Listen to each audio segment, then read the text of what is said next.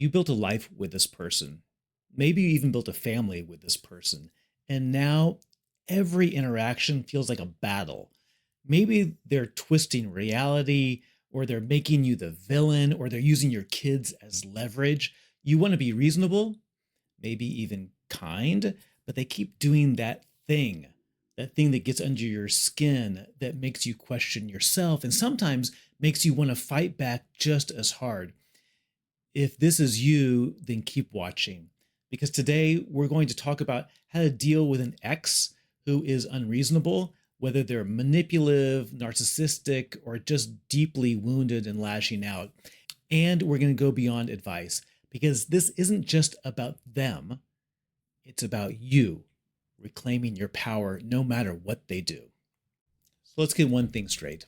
You're not crazy, you're not imagining it, and you're not overreacting.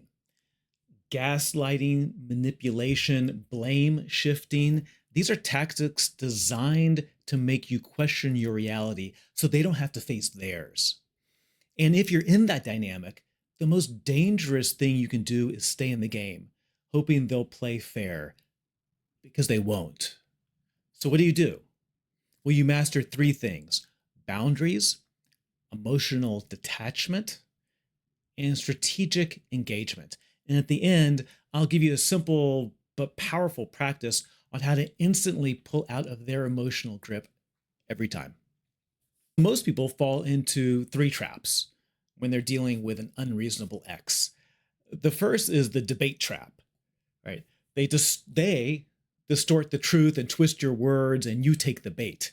And you think, well, if I just explain it clearly enough, they'll finally get it. But no, they're not looking for clarity. They're looking for control. That's the debate trap. The second is the hope trap. And that's, well, maybe time will heal this, or maybe they'll mature, or maybe they'll realize that they're hurting the kids. So listen, some people do change, some people do grow, but banking on that keeps you tethered to their dysfunction. You have to work with the reality of what they are right now or who they are right now, not the person that you wish they would become. The third trap is the emotional hook trap.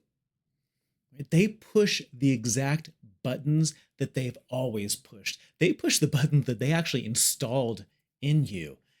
So maybe it's guilt, maybe it's your sense of fairness, maybe it's that tiny part of you that still wants their approval, and they know exactly how to use it to pull you back in. The moment you let them dictate how you feel, you lose. And it shouldn't be about winning and losing, but you lose. So what do you do instead? If fighting doesn't work and reasoning doesn't work, what does? Three things. One is boundaries.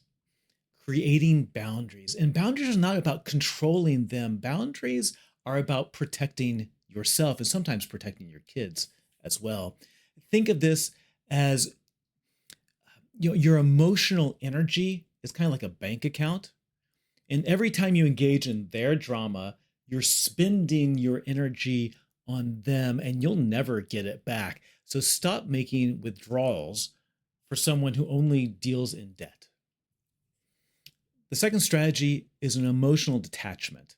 And when we think about emotional detachment, we think about it in a healthy way, but this is a healthy way for emotional detachment to protect yourself and your family. Unreasonable people thrive on reactions, right? They want to see you flinch or rage or cry because then they know that they still have some control over you. They have power over you. So here's your move. They're trying to do this thing.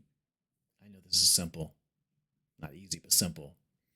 Pause, observe, and do not react. So you're detaching from their chaos, kind of like a tree detaches from the wind, right? The wind blows, but the tree doesn't chase it back. It just stands there. The third thing is strategic engagement. So actually just saying less. So think of communication with them kind of like a business transaction. Make it short, clear, devoid of emotions, and no extra words. So super concise. So instead of saying, why are you always making things difficult? Just say, I'll pick them up at the normal spot at 4. Let me know how that works for you. That's it. If they try to drag you into the drama, you can, it's called gray rock them. Just like a gray rock, like just uninterested, unmoving. They can't hook you, even though they'll keep trying. Here's the truth that they don't want you to realize. You don't actually need anything from them anymore. You don't need their approval. You don't need their validation.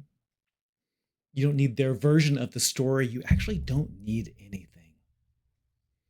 The moment you stop seeking fairness from someone who's just thriving on unfairness, that's when you win. Because you were never meant to find peace in their chaos. You were meant to really outgrow it. So here's the practice for this week, for this month, for this lifetime, really. And it's called the 3-second reset. Super simple. Before responding to anything they say or text, pause for 3 seconds. Take a deep breath and ask, what would my calmest, wisest self say here? And then respond. Or don't respond.